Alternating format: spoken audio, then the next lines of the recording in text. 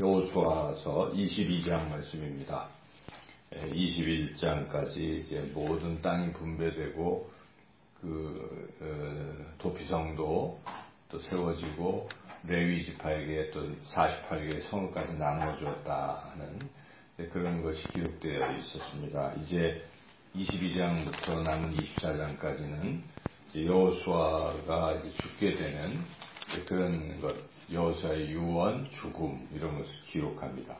그것을 기록하기 바로 직전에 오늘 22장 이 말씀은 이 이스라엘 12지파가 하나 되는 이제 그런 이야기입니다. 자칫 하나됨이 깨어져서 지금 동서로 큰 전쟁이 날 뻔했던 일인 거죠. 그 이스라엘이 남북으로 갈려져서 이제 결국은 나뉘었지만은 지금 이 가나안 전쟁을 하는 이 상황에서는 사실은 동서 분열이 더 이제 위험성이 있었습니다. 그것은 미리 이 요단강 동쪽에서 땅을 점령하고 있었기 때문에 거기 루벤 지파, 므낫세 반 지파, 갓 지파가 땅을 미리 갖게 됐던 것이죠. 그래서 그걸로 인해서 분열이 있을까봐 여호수아 또 모세 다 주의를 기울였습니다. 그래서 너희들도 요단 서쪽으로 와서 다 싸우고 서쪽을 다 정복하면 그때 가라. 그 땅에 물론 처자들은 남겨두고 가축들은 남겨두고 싸우고 나서 가라. 이렇게까지 해서 모든 분열을 막았었던 것이죠. 그래서 이제 그들이 이제 돌아가는 이 과정 중에 이들이 중간에 요단 강에다가 동서의 경계에다가 그 제단을 하나 이렇게 높은 제단을 쌓은 것이죠.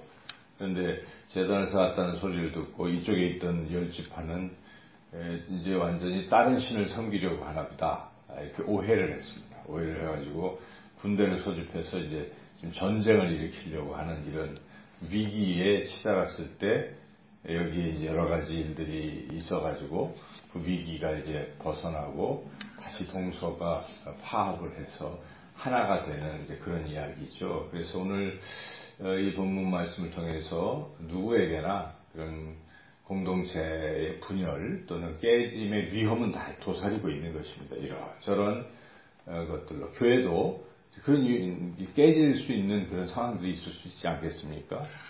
가정도 심지어 가정도 깨져서 이혼하는 가정도 생기고 뭐 그렇습니다.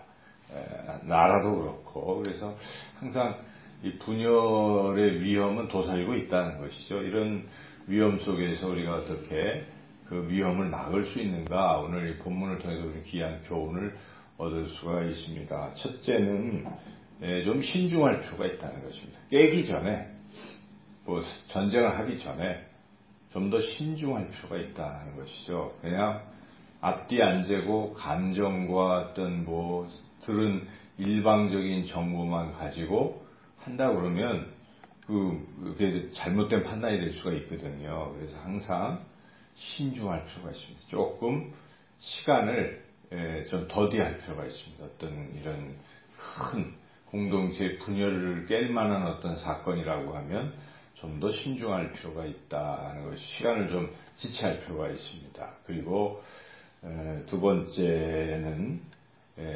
대화가 필요하다는 것입니다. 대화. 지금 이 세 지파, 두 지파 반과 10지파 사이에 대화가 지금 없었던 것이죠.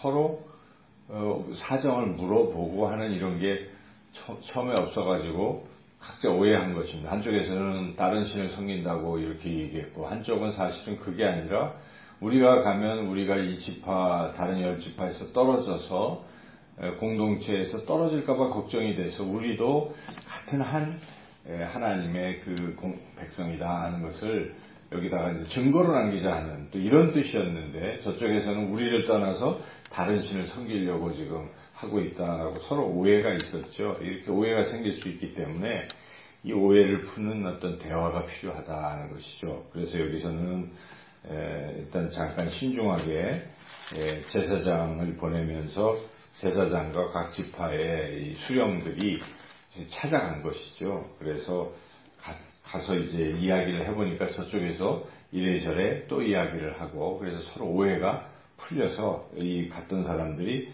그 얘기를 듣고 좋게 여겨서 오히려 이제 축복하고 이렇게 해가지고 서로 이제 하나가 돼서 이 모든 이런 전쟁의 위험에서 벗어나게 되었다. 그리고 신중해야 되고 또 서로 대화를 끊임없이 나눌 필요가 있다는 것입니다. 그래서 한 부부간에도 이제 뭐 서로 갈라서겠다. 뭐 어떤 사건이 있을 거 아니겠습니까? 그래서 갈라서려고 할 때 일단은 신중할 필요가 있어요. 그래서 서로 대화를 해야 돼요. 그래서 우리가 이혼 소송하는 법정에서도 그 뭐 숙려 기간이라는 게 있고 시간을 좀 주잖아요.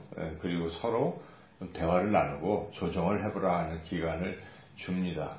굉장히 중요한 거죠. 한 가정이 깨진다는 게 얼마나 큰 일이겠습니까? 그래서 그런 걸 통해서 다시 오해를 풀고 이렇게 할 수 있도록 우리 한 나라 국가도 지금 우리가 남북이 나뉘어 있는데 이게 지금 좀 대화를 할 필요가 있죠. 서로 대화를 해서 오해를 풀고 자꾸 이제 이렇게 하는 것이 옳은 것이죠. 서로 극단적으로 치닫고 서로 미워하는 쪽으로 가는 것은 결코 옳지 못합니다.